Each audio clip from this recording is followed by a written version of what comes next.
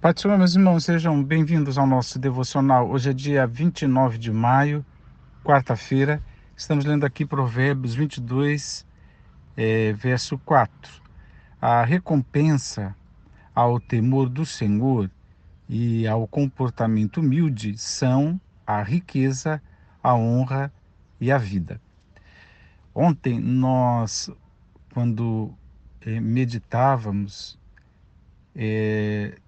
Jó, capítulo 28, eu lembro que li alguns versos e para falar que a sabedoria não é algo encontrado em qualquer esquina, que não se compra, que não se troca, que não é assim produção humana, mas a sabedoria ela está no temor do Senhor.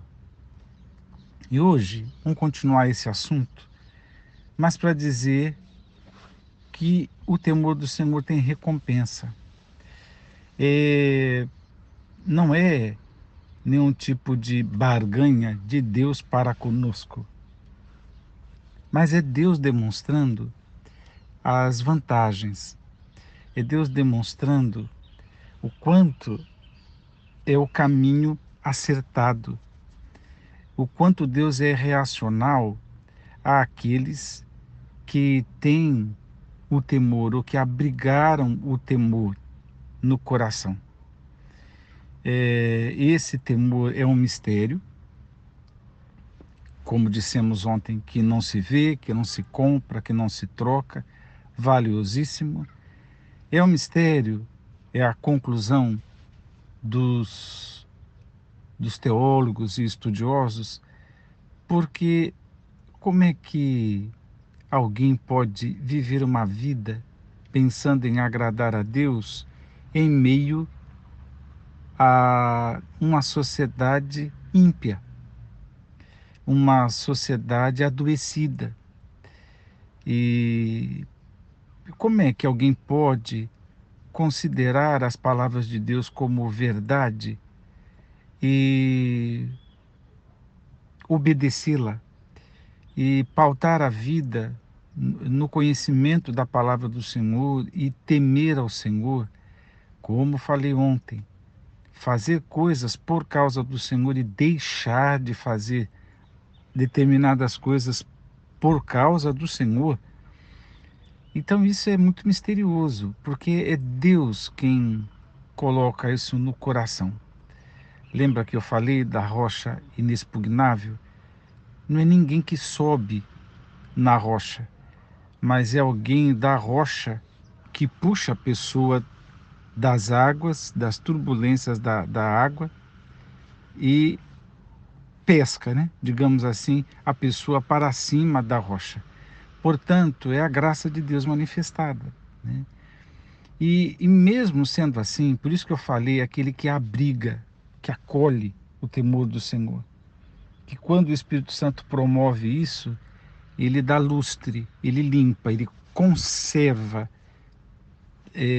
dentro do seu coração e decide viver dessa forma. Tem recompensa. E o comportamento humilde, né? Porque é interessante, pelo menos aqui na minha tradução, está a expressão comportamento humilde e não humildade. Porque é a mesma coisa, obviamente. Mas aqui, para mim, reforça a ideia de que não é um conceito, mas de que é, mais uma vez, um estilo de vida. Um estilo de vida que teme ao Senhor e um estilo de vida humilde, né? Que se submete, a primeira humildade desse comportamento é se submeter ao temor do Senhor. O humilde de coração, contrito de espírito, lembra? É aquele que aceita o julgamento que Deus já fez ao nosso respeito. E Deus já nos garantiu que somos pecadores, que estamos na falta, que precisamos de um Salvador. O comportamento humilde começa nesta aceitação da verdade declarada por Deus. é de quando a pessoa realmente reconhece a sua total dependência do Senhor.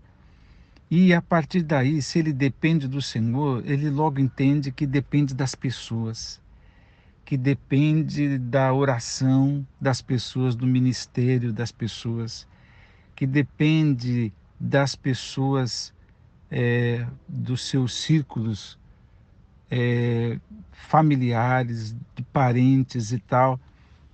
E ninguém pense que a dependência é financeira, não é disso que estamos falando, mas depende para si, né?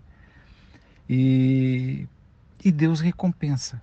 Então, quem teme ao Senhor e é humilde diante do Senhor e na vida, tem recompensa. Quais? Riqueza, honra e vida. Osmar, então, você vai falar de prosperidade, assim como tem sido ensinado nas igrejas neopentecostais? Não, longe de mim, né? Não é isso. Mas a palavra de Deus está dizendo que Deus enriquece, riqueza, honra, e eu não vou achar outros significados, mas Deus prospera. Qual prosperidade? Prospera tudo, né? Prospera tudo. Honra, né? A pessoa é honrada por Deus, tem um nome, é conhecida no mundo espiritual, tem um nome, né? E vida. Agora, quando se fala aqui de vida, é uma promessa feita para quem já está vivo, né? Para quem vive nessa terra. Mas fala e vida. Então, alguns estudiosos não consideram que esteja falando de vida na terra de Israel, ou vida longa, ou longevidade, mas que esteja falando de uma maneira não muito explicativa, mas está falando de ressurreição e de vida eterna. Osmar, mas você está lendo um texto do Velho Testamento. Pois é, mas quando o apóstolo Paulo fala praticamente a mesma coisa, ele diz, só troca o nome, né? No lugar de riqueza ele diz glória, o que talvez seja um outro sentido. Osmar, o apóstolo Paulo leu Provérbios? Com certeza. Mas ele está dizendo, e é melhor eu ler o que está escrito, é Romanos 2, verso 5, ele diz assim, entretanto, por causa da teimosia do teu coração insensível que não se arrepende, acumulas ira sobre ti no dia da ira de Deus, quando se revelará plenamente o seu justo julgamento. Então, que contexto é esse? O julgamento de Deus sobre toda a humanidade. E o apóstolo Paulo está construindo aqui a ideia de que é do judeu e do gentil, de que não há parcialidade, né? Mas é um julgamento imparcial. Tanto que ele diz, verso 6, Deus retribuirá a cada um segundo o seu procedimento, segundo a sua obra. Então, não depende a etnia, mas depende da obra. É o que fez e o que deixou de fazer, ações e omissões, é que a pessoa será julgada. E não pelo fato de ser judeu ou não judeu. O texto continua. Ele concederá vida eterna aos que, perseverando em fazer o bem, nota que ele não fala de temor do Senhor e não fala de humildade, mas perseverando em fazer o bem, buscam glória, honra e imortalidade, né? Glória no lugar de riqueza, honra e imortalidade no lugar de vida.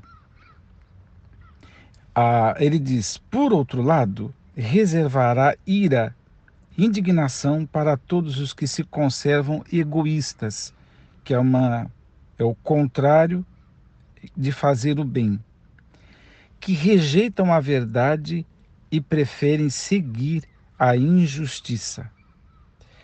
Então, qual é o resultado de quem vive assim? Repito, egoísta, rejeita a verdade e segue a injustiça. Ele trará tribulação e angústia sobre todo ser humano que persiste em praticar o mal. Em primeiro lugar para o judeu, em seguida para o grego. Ou seja, não é independente de etnia. Porém, o verso 10, glória, honra e paz. Agora, paz no lugar de imortalidade, né?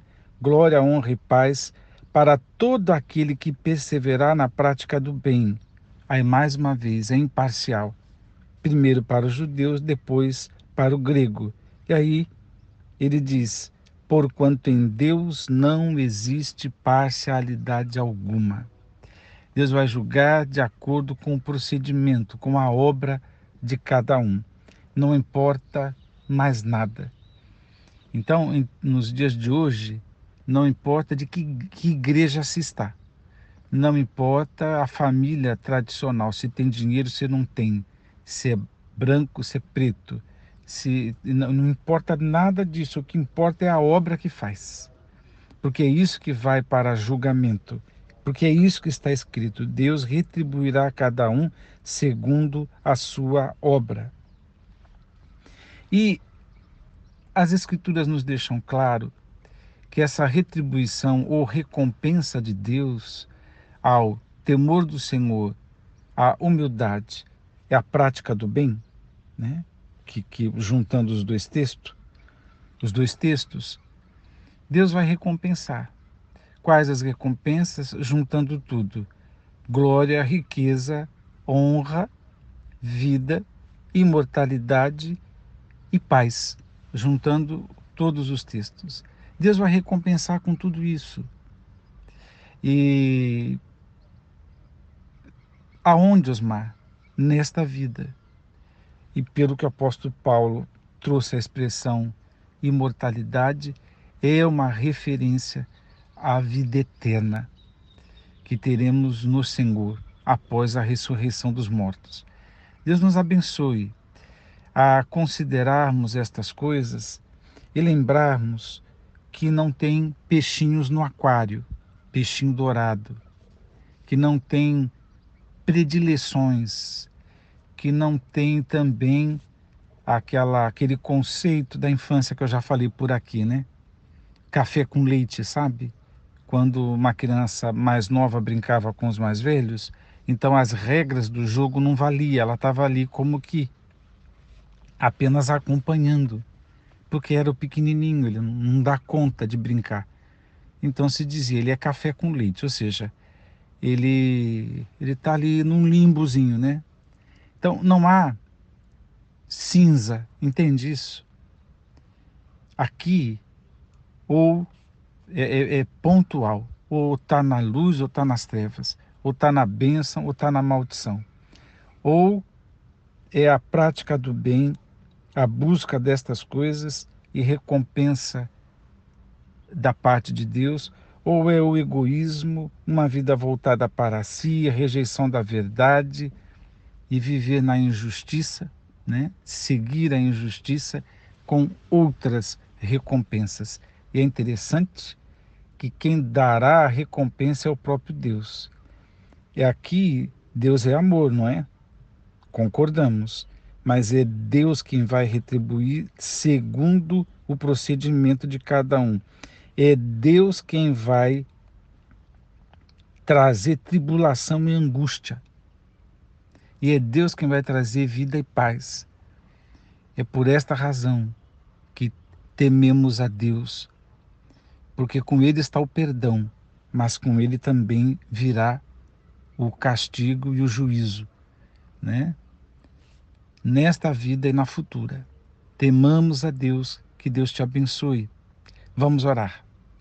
Pai, graças te damos por tua palavra, que é clara para o nosso entendimento. Dá tua bênção, Senhor, fala aos nossos corações, nos livra do mal e nos ensina, Senhor, cada vez mais temer o teu nome, porque a recompensa virá. Oro, ó Pai, no nome de Jesus. Amém.